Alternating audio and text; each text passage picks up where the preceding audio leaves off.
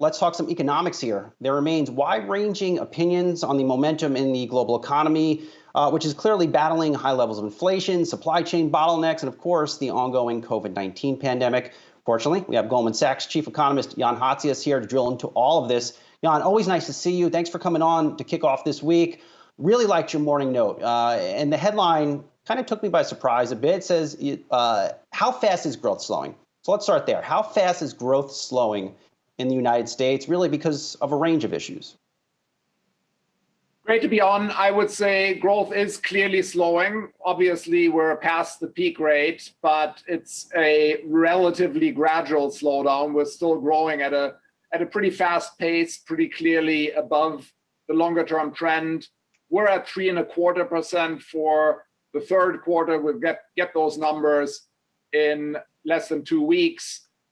And then beyond Q3, since we're obviously in Q4 and looking into 2022, we think we'll be in the sort of 4%, maybe 4.5% range the next couple of quarters. And reasons for that still rapid pace of growth are, one, consumers still have a significant amount of cash on their balance sheets. Pent-up savings are significant. Number two, the pandemic is improving from the hit from Delta. And then number three, some of the supply chain issues basically mean that right now inventories are being liquidated. And as we go forward, we think production eventually catches up, and that's a positive force for growth. As we go through 2022, though, I think we'll see more of a substantial slowdown because a lot of these near-term forces are probably not very long lasting. So the second half of the year, I think, will be significantly slower. Jan, you mentioned what's going on with industrial production. It's Julie here. We got industrial production numbers for September this morning, and we saw a decline of 1.3%. Of course, a lot of that has to do with what happened in the auto sector, a 7.2% decline in motor vehicles and parts as well. And I know that's something that your team is watching closely. So when you talk about the supply chain and production, really there are a lot of questions right now as to how long all of that is going to take to shake out. What is your estimation as to when we will see normalization of the supply chain? I mean, I think things are going to get better. I think once we're in 2022, I wouldn't really expect a major change in the remainder of this year. Next year, though, as growth slows on the demand side, and as the COVID sort of disruption in the manufacturing sector moves further into the rearview mirror, we would expect a decline in the supplier delivery indices and in the various business surveys. I mean, that's probably the best near-term tracker of what's going on with these supply chain disruptions. We've seen, basically stabilization at very high levels in the last few months. Wouldn't really expect a major change on that through the end of the year, but then a gradual improvement as we go through next year. Because I do think that the strength on the demand side and the enormous amount of fiscal support that's gone to households has been an important factor in that. Obviously, that's diminishing, and we also should see a bit more of the spending from households flow into the service sector over time and a little bit less into the goods sector. All of that, I think, is going to reduce some of these pressures, but it's not going to happen quickly, I think. Hey, Jan, it's Brian Chung here. I want to ask you about what the implications are this from a just raw inflationary standpoint, because people might not be feeling GDP growth, but they might be feeling inflation, certainly, when they go to the stores. You were talking about demand. When you take a look at the C component in the GDP equation, that might not account for what supply chain issues are restraining the ability of people to consume if the goods certainly aren't available, if the services simply aren't available to them. So what's your measure? How do you approach trying to measure the underlying demand? Because that seems to be the big story between transitory versus permanent, that whether or not demand is going to be robust even after these supply chain issues do abate. Do you still have some way of looking at that and parsing that out in your data?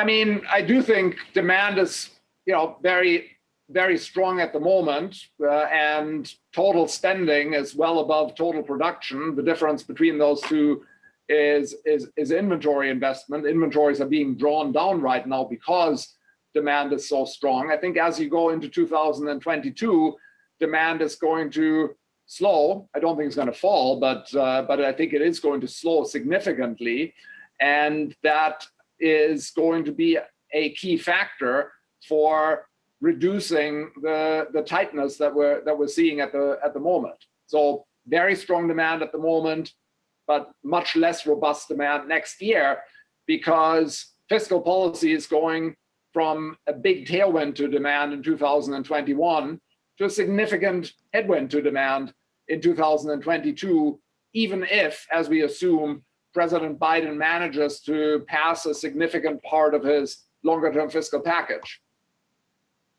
Yeah, when do you see GDP growth in the U.S. reaccelerating, and what's the trigger for it?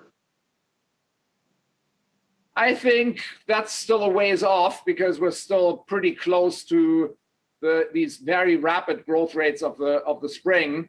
The trend over the next year or so is probably going to be downward. Late 2022, early 2023, we think will be growing at 2% or a little bit less. That, I think, is going to be a temporary air pocket, driven by the payback for the fiscal support. Subsequent to that, our baseline forecast has some reacceleration. I mean, I would caution that obviously there are lots of different factors out there. There have been many curveballs in this recovery. So my confidence, especially as I go out this far in the forecast, is relatively low.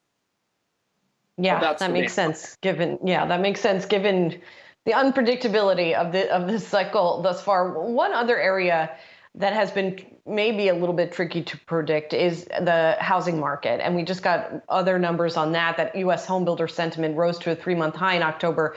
You guys have been predicting the increase in housing prices, and you say prices are going to go up a further 16% in the U.S. by the end of next year.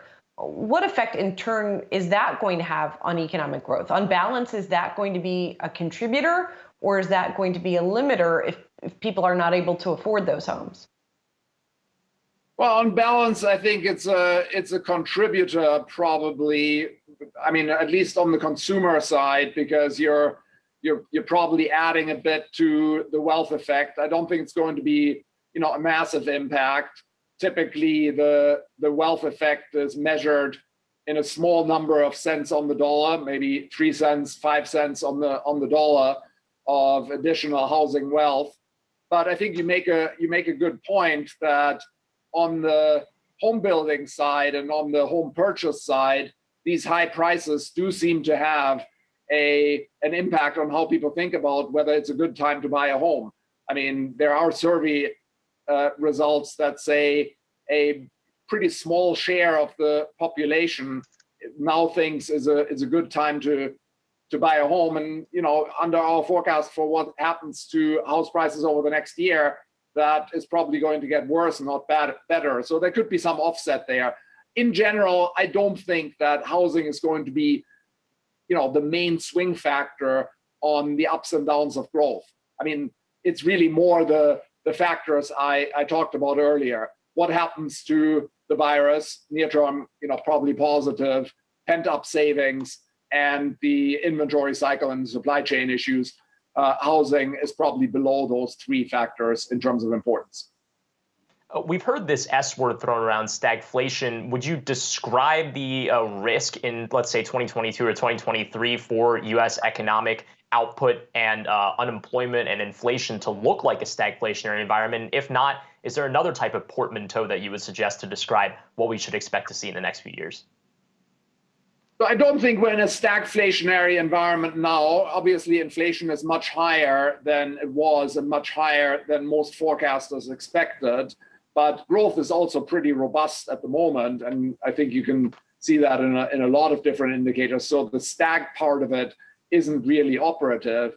Going into next year, I think growth, at least if you go into the second half of the year, is going to be a lot weaker. So the stag part maybe you would subscribe to. But I also think inflation is going to be a lot lower, because my view is that a significant part of the strength in inflation is quite temporary. It's basically driven by this upward pressure in the goods sector for a variety of reasons. We think that's going to come off. So goods prices, used cars, and other areas like that are going to go from being a major positive contributor to inflation to probably being a negative contributor. And I think that's going to take you down to numbers much closer to the Fed's 2% target.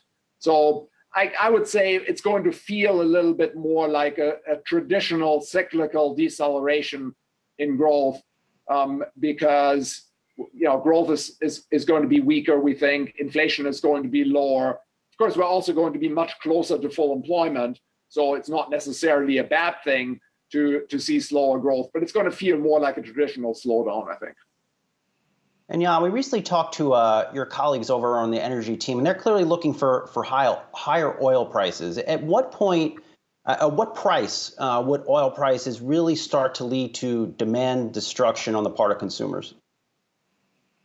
Well, I mean, I think it's a negative factor now, because you are cutting into disposable income if you have to pay more for a given amount of energy consumption. So I don't think there's necessarily a point below which it doesn't matter and above which it matters. I think it matters now.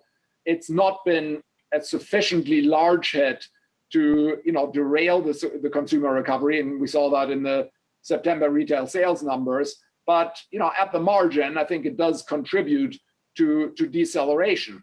And the U.S. has so far not been hit as hard as some other places in Europe or Asia, where energy prices have been a bigger issue. In China, it's been a significant issue. In the UK, it's been a significant issue. The US so far has gotten off somewhat more easily, but it's a drag nevertheless. I am hoping for a warm winter, no doubt about it. Jan Hatzius, Goldman Sachs Chief Economist, always nice to see you. Have a great rest of the week.